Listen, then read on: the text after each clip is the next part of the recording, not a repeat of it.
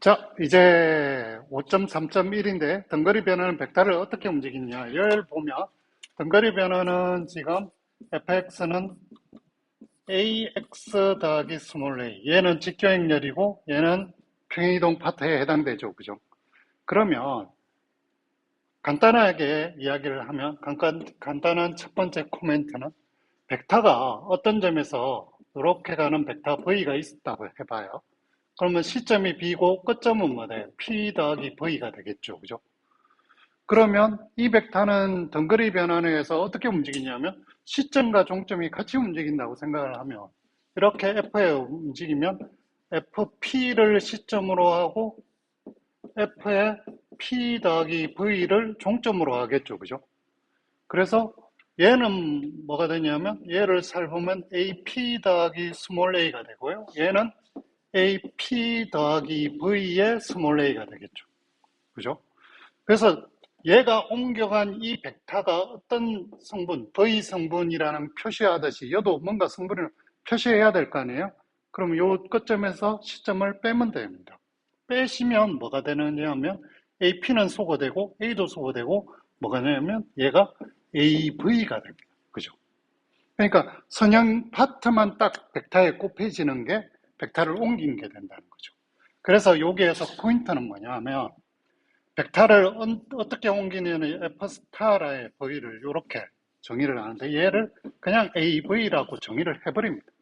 이렇게 정의를 한다고 생각하시는 게 편합니다. 이렇게 정의를 하겠습니다. 그죠? 이렇게 생각해 놓으면 지금 어떻게 돼 있냐면 두 번째 포인트 점 P에서 틀이 E1, E2, E3 틀이 있다고 생각해 보죠. 그러면 얘가 선형이동해서 옮기면 FP에서 어떤 점으로 갔냐면 A, E1, A, E2, A, E3 이렇게 세 개로 갈 거라는 거죠. 그렇죠? 그래서 덩거리 변환이 어떻게 되냐? 점 P를 FP로 옮기면서 이 점에 있던 털 E1, E2, E3를 A21, A2, A3로 옮기는 거죠. 그러면 얘의 방향과 얘의 방향의 사이의 관계를 알아봐야 되는 거죠. 그럼 얘의 방향이라는 건 A21, A22, A23의 방향이라는 건 우리가 정의를 determinant A21, A22, A23 이렇게 정의를 했었죠. 그죠? 그러면 얘는 행렬로 딱 보시면 어떻게 되냐면 determinant A 곱하기 행렬 A 곱하기 E1, E2, E3를 곱한 게 됩니다. 그렇죠? A를 이렇게 곱하면 되고 A를 이렇게 곱하고 A를 이렇게 곱하면 얘가 되잖아요. 그렇죠? 그러면 디터미넌트니까 디터미넌트는 각각 쪼개도 되죠.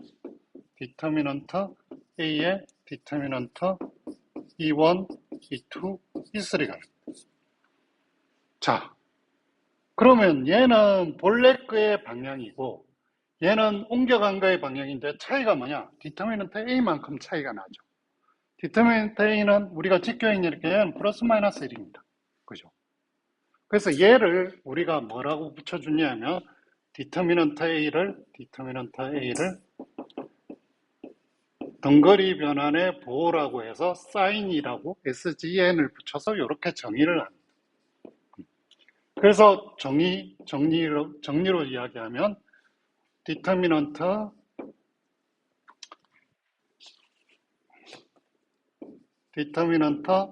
A21, A22, A23 얘는 디터미넌트 A가 F스타니까요. F스타의 E1, F스타의 E2, F스타의 E3 얘하고 같은 말이 되겠죠. 기호의 차이일 뿐입니다. 그럼 얘는 뭐냐면 디터미넌트 A의 디터미넌트 E1, E2, E3가 되잖아요. 그죠?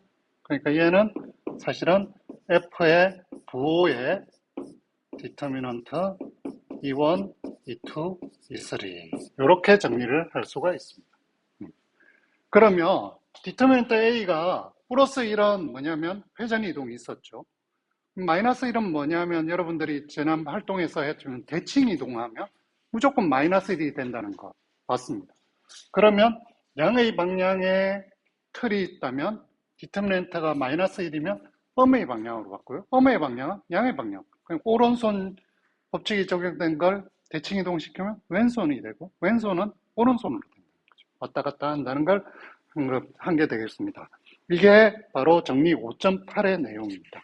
그래서 정리 5.8 뒤에 보면 이 F의 부호가 양수이면 방향을 보존하고 F의 부호가 음수이면 방향을 뒤집는다 라고 이야기를 하고 있죠. 똑같이